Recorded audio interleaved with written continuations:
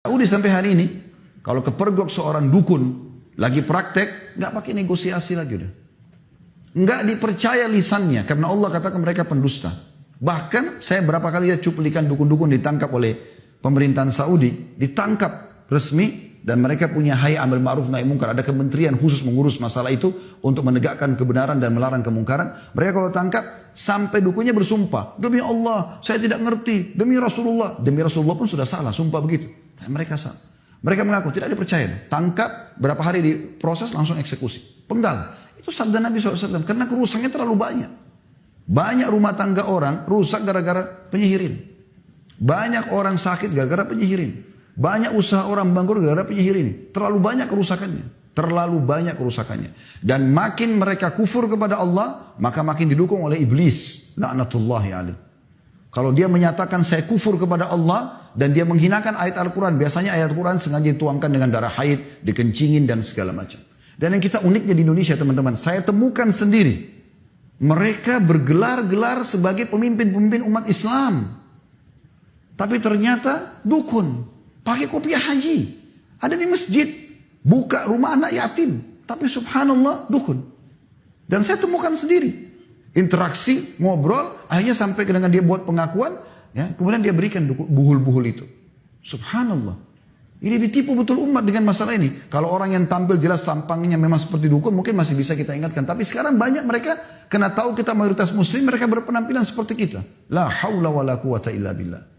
Teman-teman sekalian, cara sederhana membedakan. Kalau anda datang kepada seorang ustadz atau kiai yang benar, kalau anda punya masalah, maka dia akan mengatakan kembalilah tobat kepada Allah. Tidak ada syarat minta foto. Nggak ada syarat minta supaya sembeli ayam, supaya ini nggak ada dalam Islam. Seorang ustadz atau kiai yang benar dia hanya menyampaikan. Tapi kalau sudah mulai syarat-syarat, malam Jumat Kliwon lah, apalah segala macam, ini semua tidak ada dalam Islam. Bahkan teman-teman sekalian, banyak di antara kita tidak sadar mereka belajar ilmu kebal dengan menganggap itu adalah supaya bisa kebal. Dari mana ini? Tidak pernah satu kali pun Nabi SAW memberikan sebuah kain ditulis-tulisi bahasa Arab misalnya, lalu dipakai pada sahabat supaya kau kebal. Nanti kalau dipenggal sama orang kafir Quraisy, kau tidak mati. Nggak ada. Nabi SAW mengatakan, kalau sudah siap pasukan mau perang, humu ila jannati rabbikum. Berdiri, kejar surga Tuhan kalian. Disuruh mati, bukan disuruh kebal. Maka sahabat dengan semangat mau mati. Untuk apa belajar ilmu kebal? Untuk apa semua ini teman-teman sekalian? Nggak ada gunanya. Semua orang belajar ilmu kebal yang begitu di ruqyah syariah, pasti kesurupan. Untuk apa? Bahkan yang uniknya membawa nama agama. Ini nggak boleh. Ini tidak diterima sholatnya 40 hari. Hadis yang kedua teman-teman lebih tegas lagi. Kata Nabi SAW, barang siapa yang mendatangi dukun, peramal, penyabun, penyihir, bertanya dan percaya, maka dia telah kufur kepada apa yang diturunkan kepada Muhammad SAW. Kafir, harus syahadat lagi orang itu. Rusak Islamnya. Untuk apa? Gitu kan?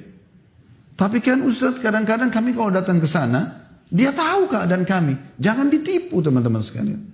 Anda punya korin, pendamping dari syaitan. Dia di tempat prakteknya taruh banyak syaitan-syaitan itu.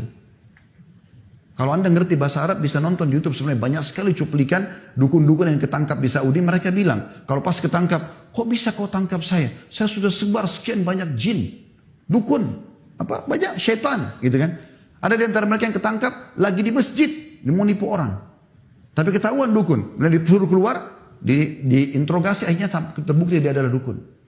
Mereka nyebarin itu. Jadi korin antum kerjasama sama dukun-dukun jin-jin apa syaitan-syaitan yang ditelatkan sama dia. Jadi pada saat masuk dia langsung mendebak. Oh kamu ada masalah rumah tangga ya. Oh kamu ada lagi sakit ini. Tapi informasi itu dari situ.